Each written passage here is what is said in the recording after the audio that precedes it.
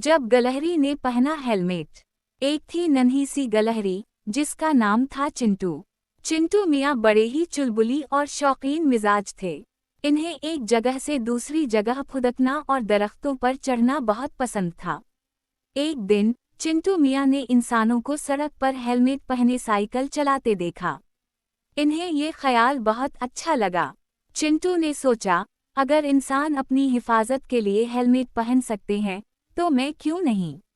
बस फिर क्या था, चिंटू मियाँ निकल पड़े हेलमेट की तलाश में। इन्होंने पूरे जंगल में ढूंढा, लेकिन इन्हें कोई छोटा सा हेलमेट नहीं मिला। आखिरकार इन्हें एक पुराना नारियल का खोल नजर आया। चिंटू ने सोचा, ये बिल्कुल मेरे सर पर फिट आएगा।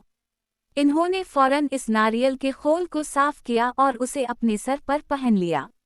अब चिंटू मियाँ का सर एक छोटे से नारियल की तरह लग रहा था। अपने नए हेलमेट के साथ चिंटू मियाँ और भी बहादुर महसूस करने लगे।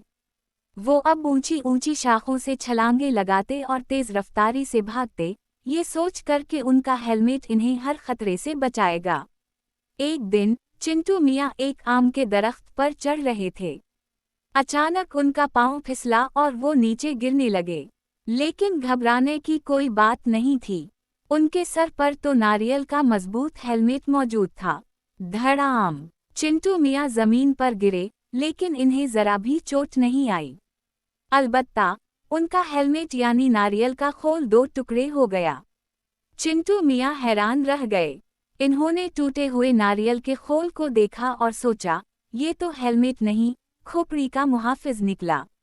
जंगल के दूसरे जानवरों ने जब चिंटू मियाँ को नारियल का हेलमेट पहने देखा और फिर उसे टूटते हुए पाया, तो वो अपनी हंसी नहीं रोक सके। एक बंदर ने हंसते हुए कहा, चिंटू मियाँ, आपने तो फैशन और हिफाजत दोनों का खूब ख्याल रखा। चिंटू मियाँ भी अपनी हमाकत पर हंस पड़े और इन्हें समझ आ गया कि हर चीज़ अपनी जगह पर ही अच्छी लगती है। तो मेरे प्यारे दोस्तों, अगर आपको चिंटू मियाँ की ये नारीली कहानी में मज़ा आया, तो इस वीडियो को ऐसे लाइक करें जैसे चिंटू ने दरख्त से छलांग लगाई थी, जोरदार और धमाकेदार। और हाँ, इसको अपने इन दोस्तों के साथ शेयर करना मत भूलें जो कभी कभार ऐसी ही नारीली हरकतें करते हैं। और सबसे ज़रूरी बात, हमारे YouTube चैनल बच्चों की दुनिया को सब्सक्राइब ज़रूर करें, वरना अगली बार चिंटू मियाँ आपके लिए भी कोई नारीली सरप्राइज लेकर आ सकते हैं। करूक करोचे।